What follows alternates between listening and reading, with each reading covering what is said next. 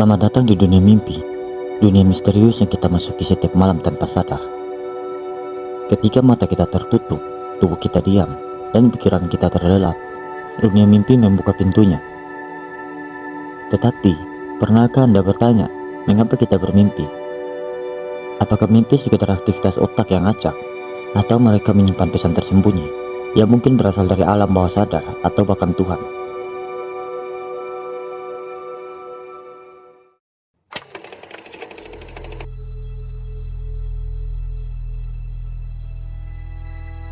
Mimpi adalah fenomena biologis yang terjadi saat kita tidur, terutama pada fase tidur yang dikenal sebagai rapid eye movement. Fase ini adalah ketika mata kita bergerak cepat di balik kelopak mata meskipun tubuh kita benar-benar diam. Pada fase rapid eye movement, aktivitas otak meningkat seperti kita terjaga. Namun alih-alih memproses informasi dari dunia luar, otak kita mulai memproses ingatan, emosi, dan bahkan menciptakan skenario yang tampak tidak masuk akal. Salah satu teori paling awal tentang mimpi berasal dari Sigmund Freud, bapak psikoanalisis. Freud percaya bahwa mimpi adalah jalan menuju alam bawah sadar kita. Dia mengatakan bahwa mimpi mengungkapkan keinginan tersembunyi yang mungkin terlalu tabu atau tidak diterima secara sosial. Misalnya, jika Anda bermimpi tentang air yang tenang, Freud mungkin mengatakan itu melambangkan emosi Anda yang tersembunyi. Sementara air yang bergelombang mungkin mencerminkan konflik batin Anda. Namun, pandangan Freud bukanlah satu-satunya. Dalam dunia neuroscience, mimpi kita sering dianggap sebagai cara otak kita membersihkan rumah. Contohnya, mengatur ingatan jangka panjang, mengelola emosi yang kita alami sepanjang hari, bahkan membantu kita menemukan solusi atas masalah yang kompleks.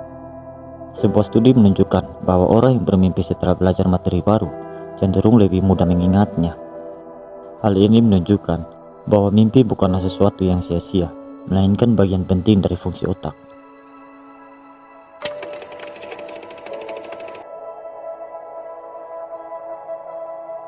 Para filsuf telah lama mempertanyakan makna mimpi dan bagaimana itu berhubungan dengan realitas dan kesadaran manusia. Man doesn't stand forever his nullification. Carl Jung, seorang psikolog dan filsuf modern, percaya bahwa mimpi adalah komunikasi antara pikiran sadar dan alam bawah sadar. Dia mengatakan bahwa mimpi membawa simbol-simbol universal yang ia sebut archetype, yang dapat membawa kita memahami diri kita lebih baik. Sementara itu, René Descartes menggunakan mimpi untuk mempertanyakan realitas itu sendiri. Dia bertanya, bagaimana jika kehidupan ini hanyalah mimpi panjang dan kita tidak pernah benar-benar terbangun? Pertanyaan ini membuka jalan bagi perdebatan filosofi yang mendalam tentang apa yang nyata dan apa yang ilusi. Plato, seorang filsuf Yunani kuno, percaya bahwa mimpi mencerminkan sisi gelap atau hasrat dasar manusia. Dalam keadaan terjaga, kita mampu mengendalikan hasrat ini dengan akal. Namun saat tidur, pikiran kita menjadi lebih bebas dan mimpi mencerminkan keinginan yang mungkin tidak kita sadari.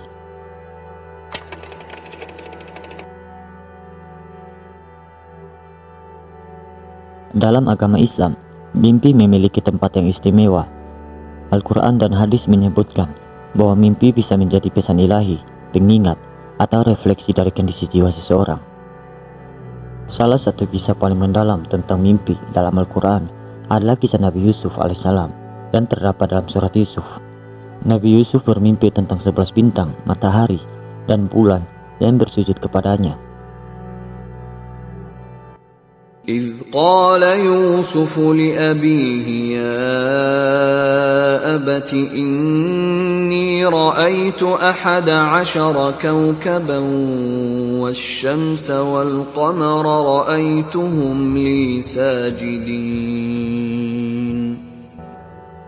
Ketika Yusuf berkata kepada ayahnya, "Wahai ayahku, sesungguhnya aku bermimpi melihat 11 bintang, matahari, dan bulan.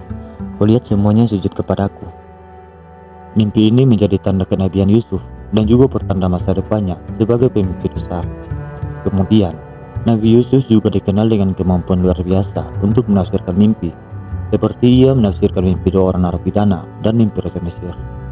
وقال الملك إني أرى 7 بقرات سمان يأكلهن 7 عجاف و7 سنبلات خضر وأخر يابسات يا أيها الملأ أفتوني في رؤياي إن كنتم للرؤيا تعبرون. Dalam surat Yusuf ayat 43, raja bermimpi tentang 7 ekor sapi gemuk yang dimakan oleh 7 ekor sapi kurus, serta 7 bulir gandum hijau dan 7 bulir lainnya kering. Nabi Yusuf menafsirkan mimpi ini sebagai tanda masa kemakmuran yang akan diikuti oleh masa kekeringan panjang. Nabi Muhammad SAW menjelaskan bahwa mimpi dapat dikategorikan menjadi 3 jenis. Mimpi baik atau kabar gembira yang berasal dari Allah. Dalam sebuah hadis, Rasulullah SAW bersabda, mimpi yang benar itu berasal dari Allah. Hadis riwayat Bukhari dan Muslim. Mimpi buruk yang berasal dari setan untuk menakut-nakuti manusia. Rasulullah SAW memberikan saran, jika seseorang mengalami mimpi buruk, dia harus meludah ke kiri sebanyak 3 kali dan membaca ta'awudz untuk meminta perlindungan dari Allah. Mimpi biasa yang merupakan refleksi dari pikiran dan perasaan sehari-hari tanpa makna spiritual yang mendalam. Islam mengajarkan kita bahwa mimpi adalah bagian dari hikmat ilahi. Mimpi bisa menjadi kabar gembira, peringatan, atau hanya bagian dari rutinitas hidup.